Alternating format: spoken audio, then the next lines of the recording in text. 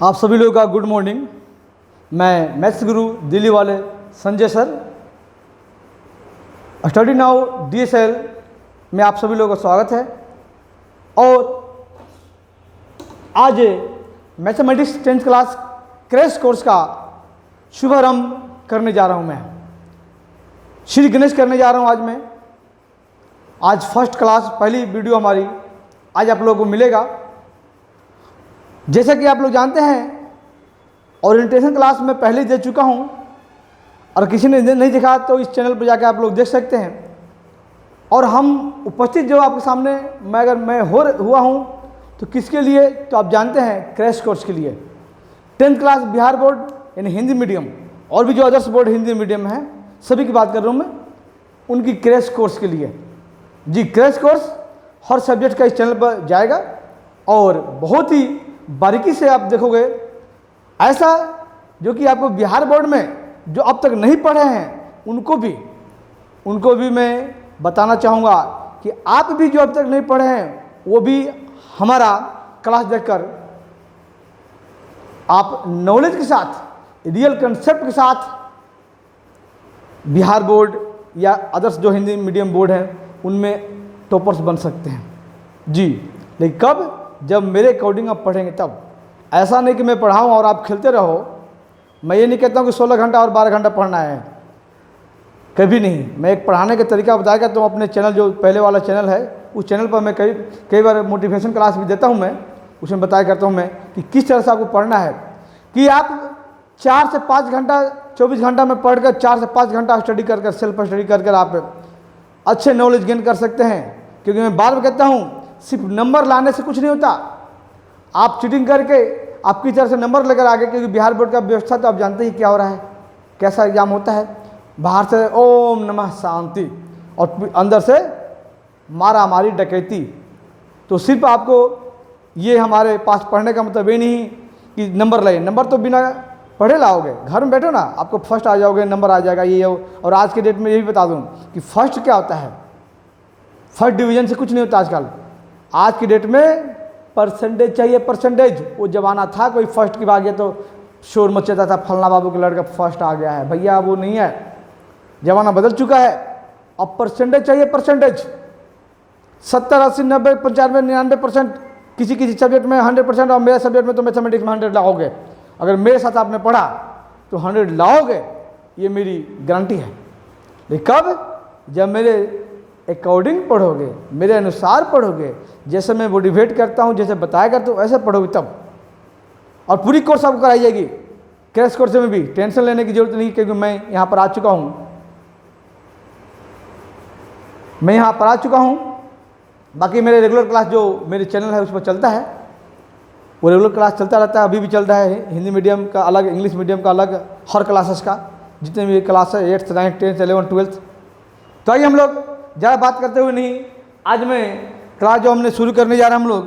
जी, तो पहला चैप्टर आपका है वास्तविक संख्या। जी, वास्तविक संख्या का मतलब क्या है, इंग्लिश में भी थोड़ा जान लीजिए। जी, रियल नंबर,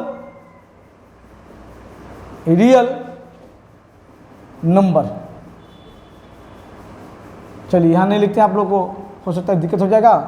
हाँ, नहीं, यहाँ लिखते हैं क्या, रियल नंबर। घबराना नहीं है बाबू, घबराना से नहीं पढ़ा जाता है, रियल नंबर्स। और जानते हैं आप रियल नंबर्स क्या होता है? हमने ओरिएंटेशन क्लास में थोड़ा हर चैप्टर का मैंने दे चुका हूँ मैं, है ना। लेकिन अब हम थोड़ा सा हल्का सा डिटेल तो पढ़ना पड़ेगा। तो रियल नंबर्स यानी ये जानते हैं, नंबर सिस्टम, जो सिस्टम है अपने आप में। मैंने बताया था कि पूरी सिस्टम को पढ़ेंगे ना, पूरी सिस्टम की जानकारी लेंगे तो करीबन 4 महीने लगता है। लेकिन मैंने बोला था आपको 4 महीने पढ़ना, क्योंकि उस नंबर सिस्टम का यानी संख्या पद्धति, नंबर सिस्टम कहते हैं संख्या पद्धति। और संख्या पद्धति का ही एक छोटा सा पार्ट है। संख्या पद्धति का ये क्या है, छोटा सा पार्ट है। और थोड़ा सा 1 मिनट आप लोग रुकिएगा, है ना, कि आपका सब कुछ ठीक ठाक है तो कि नहीं है। जी आइए, तो मैंने कहा कि संख्या पद्धति का एक छोटा सा पार्ट है। आइए ध्यान दीजिए। जी, संख्या पद्धति का एक छोटा सा पार्ट है ना, रियल नंबर, वास्तविक संख्याएं, उसको पढ़ना है। बहुत चीज़ बात इसमें भी है, लेकिन जितना 10th क्लास में उतने पढ़ेंगे, है ना। तो फर्स्ट जो हमने अभी हम लोग को जो पढ़ना है जी, यूक्लिड्स डिवीजन लेमा। बाबू ये साइंटिस्ट का अलग बात है कि साइंटिस्ट का ये जो मैथमेटिशियन है उनका नाम है, लेकिन इसका मतलब ये नहीं है कि बहुत मुश्किल बात है। हिंदी में कहते हैं यूक्लिड्स विभाजन, डिवीजन मतलब विभाजन प्रमेयिका जी, प्रमेयिका। तो आइए उसकी बात करेंगे और बहुत इत्मीनान से पढ़ेंगे हम लोग, हर चैप्टर को बारीकी से पढ़ेंगे, हर चैप्टर्स का बारीकी से हम लोग अध्ययन करेंगे, स्टडी करेंगे। घबराने की कोई ज़रूरत नहीं है। जब मेरे साथ हो ना, नो टेंशन, कुछ घबराहट नहीं होना है, बड़ी इत्मीनान से। सितंबर है, ये क्लास आपको 1 सितंबर से स्टार्ट होना था, 1 सितंबर को जाना था आपके पास, लेकिन लेट हो चुका है। आज देख सकते हैं 8 सितंबर हो चुका है, थोड़ा सा लेट हुआ, उसके लिए हम लोग क्षमा चाहेंगे। हम लोग इस चैनल के माध्यम से आप लोग सभी से क्षमा चाहेंगे, है ना। तो लेट हुआ है, बहुत और भी टीचर होंगे, हो सकता है उनका लेट हो क्लास में, कोई दिक्कत नहीं है। तो अभी हमारे पास टाइम है, पूरी इत्मीनान से पढ़ेंगे, हर पॉइंट को बारीकी से करेंगे हम लोग, आपको बताया जाएगा और प्रैक्टिस क्लास भी करवाया जाएगा। मैं पढ़ाते समय बोल दूंगा कि कौन कौन इम्पोर्टेंट है, VVI है, VVI है, उसको आप लोग दिमाग में बैठा लीजिएगा, छोड़िएगा मत उसको, क्योंकि जो मैं बोलता हूं मैक्सिमम लगभग वही आ जाता है, क्योंकि मुझे हर चीज़ पता है। NCERT और अदर्स जो बुक प्रैक्टिस के लिए है, सबसे पहले NCERT, तो जो अदर्स बुक प्रैक्टिस के लिए है उनमें कौन कौन सा बिहार बोर्ड या CBSE बोर्ड में कौन कौन सा क्वेश्चन आए हुए हैं पहले या आ सकते हैं, सब कुछ है मेरे पास, है ना। और ये आपको पास भी दूंगा, आपको भी दूंगा मैं। इसलिए कहता हूं मैं कि थोड़ा सा चैनल को सब्सक्राइब करना बहुत ज़रूरी होगा, शेयर करना जरूरी है, कमेंट कीजिए। आप जैसा कमेंट करना है आप मेरे पास कमेंट कीजिए, मुझे बताइए कि क्या मैं जो पढ़ा रहा हूँ आपको समझ आ रहा है या नहीं, या मैं और क्या कर सकता हूँ आपके लिए, वो भी बताइए मुझे। हमेशा बोलता रहूँ मैं, अपने जो पहले मेरा चैनल है सुंदर बेल क्लासेस, सुंदर बेल क्लासेस, उसको भी हमेशा मैं लिखते रहा हूँ, बोलता रहूँ मैं कि भाई आप कोई बच्चे हैं, स्टूडेंट्स, चाहे किसी भी क्लास का बच्चा हो, कोई पेरेंट्स है, कोई टीचर्स क्यों ना हो, कोई भी मेरे वीडियो को दिखेगा, मेरे उसमें लाइव क्लास चलती है, लाइव क्लास को दिखेगा, मुझे सजेस्ट कीजिएगा, मुझे सुझाव दीजिएगा कि मैं और क्या कर सकता हूँ, क्योंकि सीखने की कोई उम्र नहीं होती, और सीखना तो एक छोटे बच्चे से भी सीख सकते हैं, अपने से छोटे से भी, अपने से बड़े से भी, सबसे सीखा जा सकता है। और मैं सीखता हूँ, मैं आप लोगों से भी कई बार सीखता हूँ जी, आप लोगों से कई क्वेश्चंस या कुछ बहुत ऐसे बातें होती है जो आप लोग कुछ बोलते हो उसमें सीख जाता हूँ, आप लोग कुछ बोलते हो सामने बैठ कर ना उसमें मैं सीख जाता हूँ जी। तो आप लोग सुझाव दीजिएगा, मुझे बहुत अच्छा लगेगा कि मैं और क्या कर सकता हूँ आपके लिए, या मुझ में क्या कमी है उसको भी मुझे दिखाइएगा आईना, क्योंकि अपनी कमी, बहुत ऐसे कमियाँ इंसान में है जो खुद नहीं देख पाते हैं, सामने वाला कोई दूसरा देखता है। तो जो देखेंगे आप मुझे बताइएगा कि क्या मुझ में कमी है, कमेंट कीजिएगा, और ऑफलाइन जाकर कमेंट कर सकते हैं, मुझे बता सकते हैं कि मैं और क्या कर सकता हूँ। तो इतना बात करते हुए मैं चाहूँगा कि आज आपको कुछ जरूर आज बता दूँ, फर्स्ट डे है, कुछ तो जरूर बता दूँ आपको कि ताकि कुछ कामयाब हो जाओ, कुछ करने लायक बन जाओ, है ना, कम से कम एक्सरसाइज 1 तो करने लायक बन ही जाओ।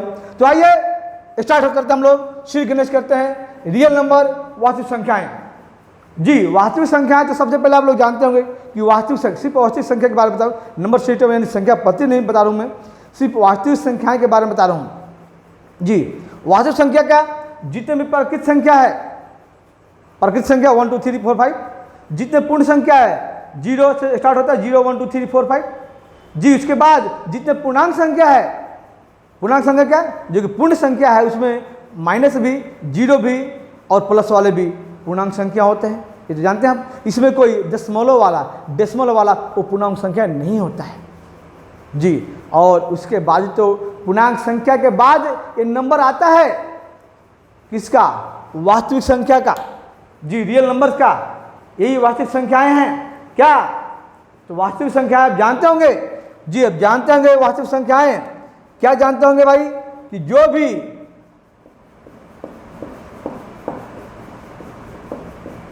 जो संख्याएं को P बटा Q, और सुनिए अभी तो हमने ये परिमेय संख्या की बात कर रहा हूँ, ये परिमेय संख्या जो है कि P बटा Q के रूप में जो इतना मैं लिखूंगा ना अभी फिलहाल इसमें जो कि जो P बटा Q के रूप में व्यक्त किया जाता है वो आपको क्या है, वो सारे वास्तविक ये परिमेय संख्या है। अब परिमेय संख्या यानी जिसको रेशनल नंबर कहते हैं, रेशनल नंबर के बाद हमारा नंबर आता है रियल नंबर, उसमें एक अपरिमेय संख्या भी ले लीजिए। अपरिमेय संख्या जैसे √2, √3, √5 या समथिंग ऐसे लिखा हो 0.10100100 मतलब समथिंग ऐसा जो कभी खत्म नहीं हो रहा है, अप्रसार दशमलव बन जा रहा है, नॉन टर्मिनेटिंग डेसिमल बन जा रहा है। और नॉन टर्मिनेटिंग में भी जानते होंगे दो होता है क्या, तो भाई एक नॉन टर्मिनेटिंग रिपीटिंग डेसिमल जो एक ही अंक, दो अंक, तीन अंक बार बार रिपीट हो रहा है, और जिसमें एक नॉन टर्मिनेटिंग नॉन रिपीटिंग, तो जो non terminating non repeating decimal है यानी दशमलव, जिसमें दशमलव के बाद, दशमलव के पहले कुछ भी हो नो प्रॉब्लम, दशमलव के यानी डेसिमल के बाद जो रिपीट ना हो रहा हो, कभी कुछ कभी कुछ कभी कुछ लाइक दिस आ जाए, तो ये आपका अशांत दशमलव होता है। अशांत दशमलव जो कि जिसको हम लोग कहते हैं non terminating non repeating decimal English में कहते हैं, और वही क्या है हमारा, वही है अपरिमेय संख्या। अपरिमेय जी, अपरिमेय संख्या जी। तो ध्यान दीजिए, अब जितने भी नंबर्स हैं वो सब क्या है, वास्तविक संख्या है, चाहे परिमेय संख्या हो अपरिमेय संख्या, क्योंकि परिमेय संख्या के अंदर सब आ गया और अपरिमेय संख्या बेचारा थोड़ा सा अलग हो गया है ना। तो परिमेय संख्या और अपरिमेय संख्या को मिलाकर सीधा रियल नंबर यानी वास्तविक संख्या कहते हैं। ऐसे जब हम लोग जड़ से लेंगे ना तो दो संख्याएं पहले हो जाती है, एक वास्तविक संख्या, ये वास्तविक संख्या जो हमने बात करी है रियल नंबर की, और एक अवास्तविक संख्या बात होती है।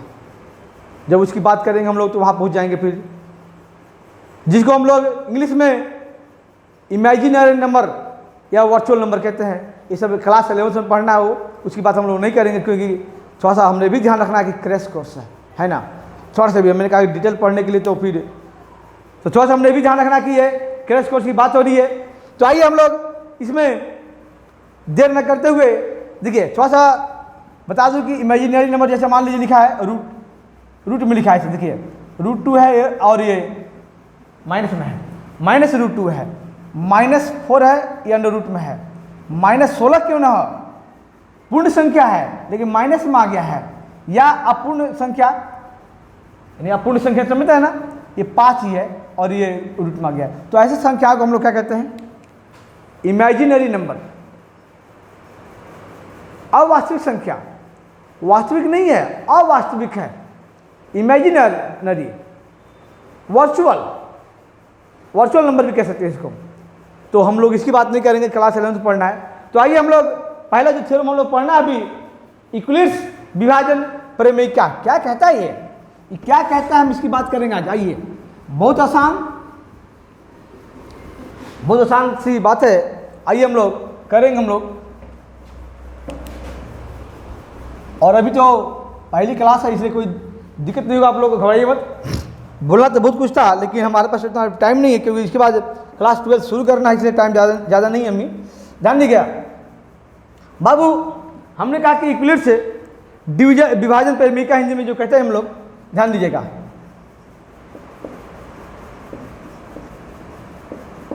यूक्लिड्स विभाजन प्रमेय क्या,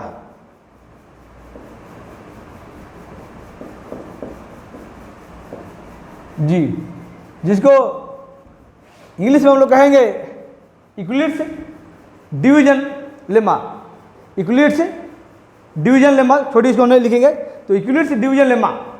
हालांकि थोड़ा सा इंग्लिश भी आप लोग जाना चाहिए, हमें पता है कि बहुत बच्चे डरते हैं इंग्लिश में से डरते हैं, इसीलिए तो हम बिहार के बच्चे बहुत ऐसे डिपार्टमेंट जहाँ पीछे हो जा रहे हैं, उसमें जा क्या बनेंगे, क्लर्क बनेंगे, छोटा मोटा जॉब पर जाएंगे, क्योंकि हम लोग का इंग्लिश बहुत अच्छा है ना। तो इसलिए बाबू हिंदी मीडियम बच्चे थोड़ा सा वर्ड इंग्लिश में पकड़ना आप लोग सीखिए, बहुत जरूरी है इंग्लिश में पकड़ना, है ना। तो ध्यान दीजिए क्या है ये, तो इसमें क्या है कि दो धनात्मक पूर्णांक संख्याएं, दो धनात्मक पूर्णांक संख्याएं ऐसे होती है ना, ऐसे दिया होता है जिसकी अद्वितीय पूर्ण संख्याएं Q और R विद्यमान है ना।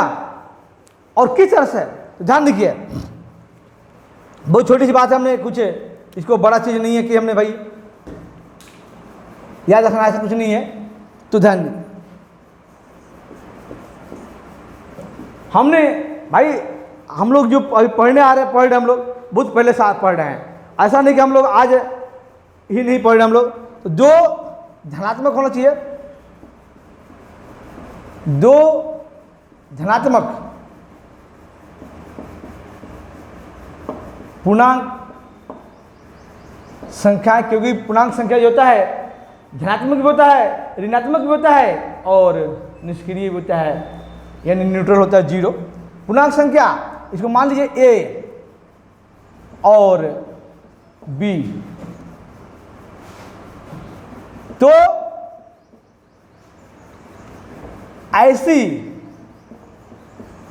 ऐसी दो संख्याएं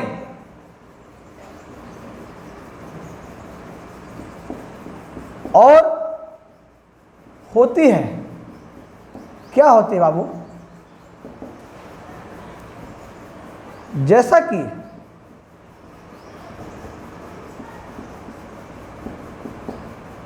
क्या, तो सुन लीजिए जैसे क्या होता है, थोड़ा सा गिर गया है, इसको हम लोग उठा लेंगे। अरे भैया सब गिर रहा जी, ध्यान दीजिएगा क्या होता है जी। तो पहले समझिए फिर क्या होता है बताऊंगा मैं। देखिएगा, हम लोग कोई नई बात नहीं पढ़ रहे हैं, अरे भैया हम लोग तो बचपन से पढ़ते आ रहे हैं ये। जब हम लोग सेकंड क्लास में या फर्स्ट क्लास में, थर्ड क्लास में, जो भी यहाँ पर सीखे होंगे, भाग करना, भागा करना सीखते थे ना, है ना। और सबसे पहले कदम तो हम लोग जानते हैं कि पहला ज्ञान कहाँ मिलता है बाबू, घर में, अपने दादा दादी, है ना, जो थोड़ा कुछ पढ़े लिखे होते हैं, जो अनपढ़ है उनसे भी मिलता है। पहले हमारी शिक्षा, स्कूली शिक्षा पहले भी वहीं शुरू होता है। मैं कहता हूँ सामाजिक नहीं, स्कूली शिक्षा भी हमारे पहले घर शुरू होता है। वही लोग पहले क ख ABCD वही सिखाते हैं लोग, और हम लोग फिर स्कूल जाना शुरू करते हैं, है ना। तो कुछ नहीं, देखिए जब हम लोग भाग करना सीखे थे, ऐसे ऐसे मान लीजिए ये हमने यहाँ जो है A कह दिया हमने, आई जो हमने A लिया ना, इसकी बात कर रहा हूँ, A का एक B लिया हमने, B से भाग कर रहा हूँ मैं। और भाग करने के बाद आप जानते होंगे बाबू, ये जो यहाँ पर जो भी है ये क्या कहता है, भाज्य, भाज कहता है। यहाँ क्या कहता है, यहाँ भाजक जी, भाजक कहते हैं इसको, क्या कहते हैं इसको, भाजक। कमिन कमिन कमिन। और लास्ट में जो भाग करने के बाद नीचे जो बचता है उसको शेषफल कहते हैं बाबू जी, शेषफल कहते हैं, है ना, शेषफल कहते हैं। और आप यहाँ लिख दीजिए, चाहे यहाँ लिखिए, चाहे यहाँ लिखिए बाबू, चाहे यहाँ लिखिए जी, क्या कहते हैं इसको, भागफल, भागफल जी। जो भाग किए हैं और उसका जो फल मिला, जो कर्म किए हैं और उसका जो फल मिला, है ना, तो ये भागफल। और शेषफल का मतलब क्या, शेष भी शॉर्ट में कहते हैं, तो शेष यानी जो बच गया है, चाहे जीरो बच सकता है, जीरो या जीरो से बड़ा, जीरो या जीरो से बड़ा बचेगा तो बाबू भाजक है तो बी कह दिया। भाजक का मतलब जिसे भाग कर रहे हैं वो भाजक है। भाज्य मतलब जिसमें भाग हो रहा है वो भाज्य कहलाता है। और शेषफल जो बच्चा था, शेषफल को छोटा आर से डिनोट किया गया है। जो यूक्लिड से साहब हैं, है ना, यूक्लिड साहब हैं, उन्होंने हमें जो सेकंड या बचपन से जो पढ़ते आ रहे हैं भाग, उसी को इन्होंने आज से कुछ साल पहले, कुछ साल करीब मुझे लगता है 17-18 साल पहले जब सिलेबस बदला तो उन्होंने एक ऐड कर दिया ये चीज़। मतलब उनकी जो कहा हुआ है ना, हमारे सिलेबस में NCERT वाले ने ऐड कर दिया। तो बिहार बोर्ड में भी पढ़ना पड़ता है, क्योंकि बिहार बोर्ड में पहले कुछ अलग था, लेकिन अब वही बुक पढ़ना पड़ता है ना। कोई बड़ी बात नहीं है। ये लोगों ने सिलेबस बढ़ाने के लिए, छोटा करने के लिए क्या क्या मतलब बहुत कुछ बातें हैं, ये तो बात नहीं करेंगे हम, है ना, करने के लिए लोग ऐड कर दिया है, कोई बड़ी बात नहीं है। और भागफल को जी, जो भागफल है बाबू उसको छोटा क्यू से डिनोट किया है। आप जानते होंगे कि जब भाग करने के बाद हम लोग इसको सीध करते थे, प्रूव करते थे कि हमारा भाग सही है या गलत, तो बड़े प्यार से करते हैं बाबू, है ना। ये स्कूल वाले या आपको घर वाले ही पहले सिखाए होंगे, मैं भी क्या करते हैं, देखिए मैं कह रहा हूँ। और साथ इंग्लिश में जानना चाहते हैं तो मैं बता दूँ, भाजक को इंग्लिश में कहते हैं डिवाइजर कहते हैं जी, डिवाइजर। और शेषफल को रिमाइंडर कहते हैं, रिमाइंडर, आइए, है ना। और भागफल जो है उसको कोशेंट कहते हैं, कोशेंट जी। और क्या लिखते हैं हम लोग जी, तो लिखते हैं भाजक, सॉरी, भाज बराबर, ये भाज जो है बराबर है भाजक गुना भागफल, आप प्लस में क्या शेषफल, बस। यानी भाजक गुना क्या, भाजक गुना क्या, भागफल, भागफल, आप प्लस में क्या शेषफल, हम शॉर्ट में लिखते हैं शेष, बस। इतने तो कहा है बाबू, इतने तो कहा है। ये देखिए, ये हम लोग बचपन से करते आ रहे बाल घरों में, कि या तो पहली बार अपने घर में सीखा होगा या फिर स्कूल में सीखा होगा। भाज को क्या लिया गया है, ए, यानी हो ना गया ए बराबर, भाजक को क्या कहा गया है, बी, तो बी गुणे भागफल को क्यू, तो बी क्यू लिख दो, इसका मतलब गुना ही हो गया, आप प्लस शेषफल को आर, हो तो गया। यही मैं वहाँ लिखने वाला हूँ, a equal to b q plus r. यही यूक्लिड साहब ने बताया। कौन सा नई बात बता दिए हैं, कोई नई बात है क्या, हम लोग नहीं पढ़े हुए हैं, बचपन से पढ़े हुए हैं, 10th क्लास में ऐड कर दिए सिलेबस में, सिलेबस हो गया, कोई बड़ी बात नहीं है। हाँ, लेकिन खास बात है कि इसका यूज कहाँ होगा, क्यों बताया गया है ये प्रमेय का क्यों बताया गया है, यूक्लिड डिवीजन लेमा क्यों बताया गया है। लेकिन साथ में कुछ कह दिया इन्होंने, हम तो इतने ही पढ़े हुए थे, ठीक है, उन्होंने क्या कह दिया जो जानते हैं। हमने क्या बोला कि शेषफल 0 हो सकता है या 0 से बड़ा, लेकिन बाबू हमने कहा शेषफल 0 होगा या 0 से बड़ा, तो बड़ा कितना बड़ा, मतलब अनंत तक है। मैंने कहा नहीं, आप जानते हैं, जो आप पढ़े हुए हैं, जो जनवरी से आप पढ़ रहे हैं या मार्च से कोई पढ़ रहा होगा, वही चीज़ मैं बता रहा हूँ, कोई नई बात नहीं बता रहा हूँ मैं, लेकिन आपको रिमाइंड किया जा रहा है क्रैश कोर्स में, ठीक है। तो मैंने कहा कि जो भाग करते हैं तो 0 बच गया तो काम खत्म, भाग खत्म, और नहीं तो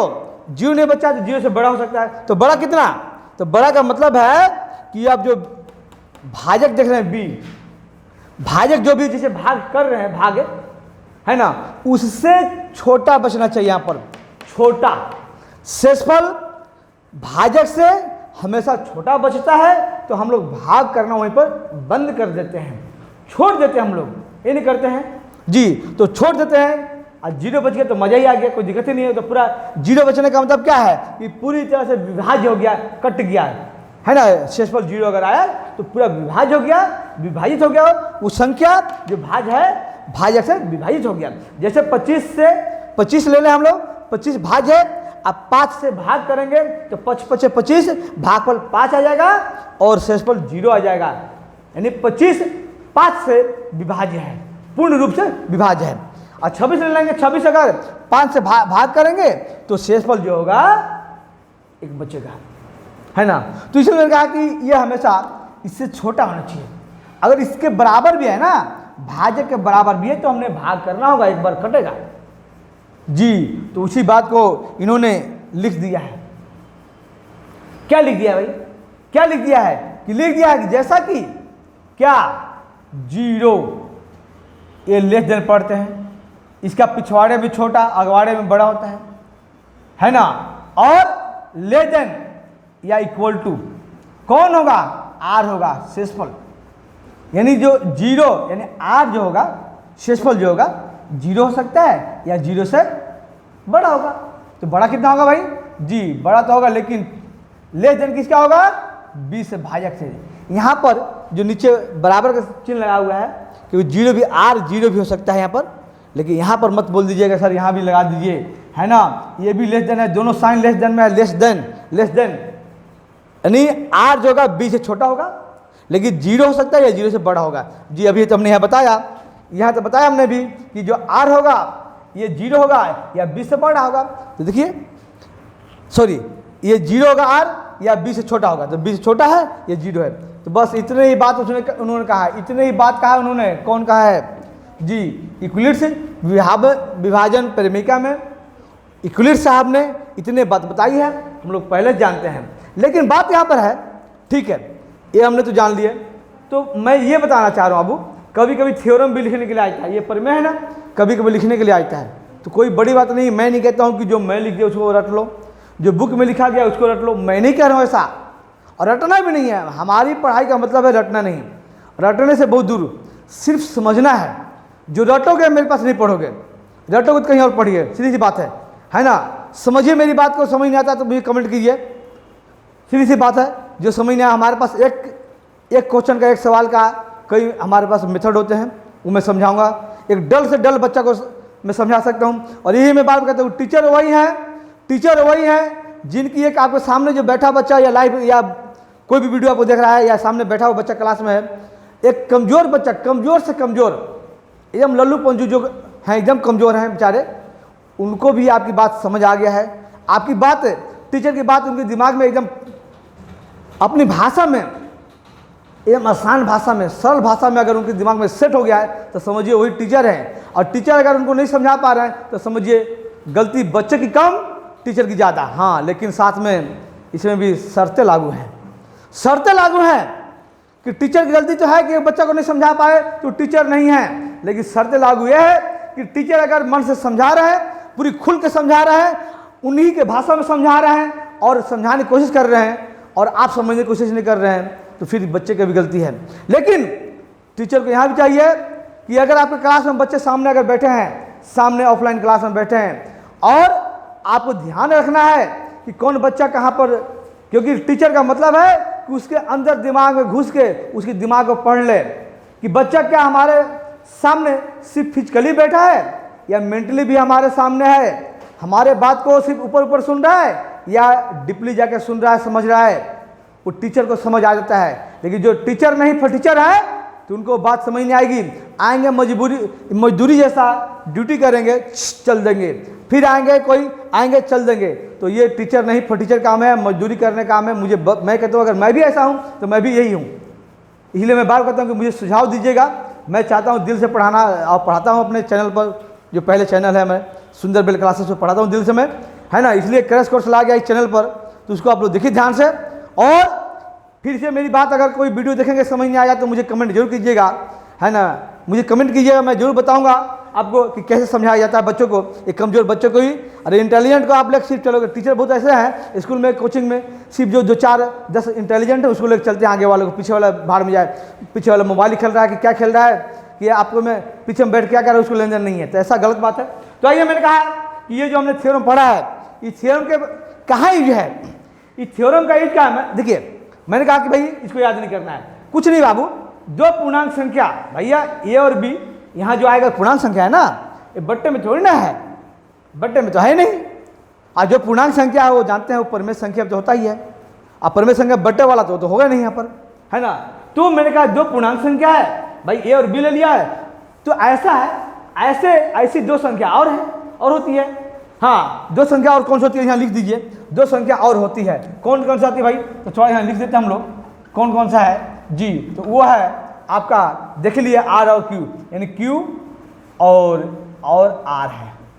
आर है ना। देखिए ध्यान दीजिए, क्यू और आर है, ये बस इतना याद करना है, इसको देख के याद कीजिए ना, क्यू और आर है जैसा कि लिख देना है, खत्म।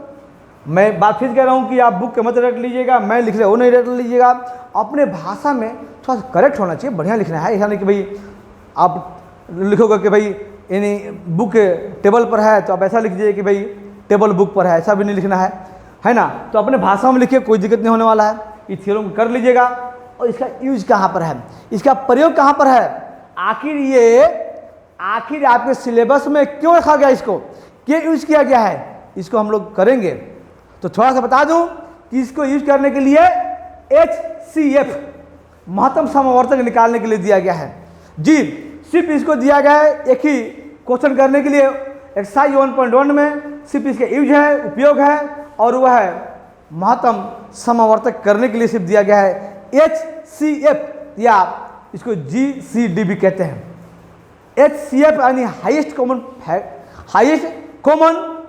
फैक्टर, या GCD, G for greatest common divisor. ये क्या है बताया जाएगा आपको, और उसको अगले टॉपिक में हमने पढ़ना है, एलसीएम निकालना सीखना है, लघुत्तम समवर्तक। लेकिन थोड़ा इतना बता दूं मैं कि HCF और LCM जब मैं नियमित रूप से बच्चों को पढ़ाया करता हूं, जब 10th क्लास को हिंदी मीडियम या इंग्लिश मीडियम अलग अलग क्लास में, तो उनको मैं चार मेथड बताया करता हूं।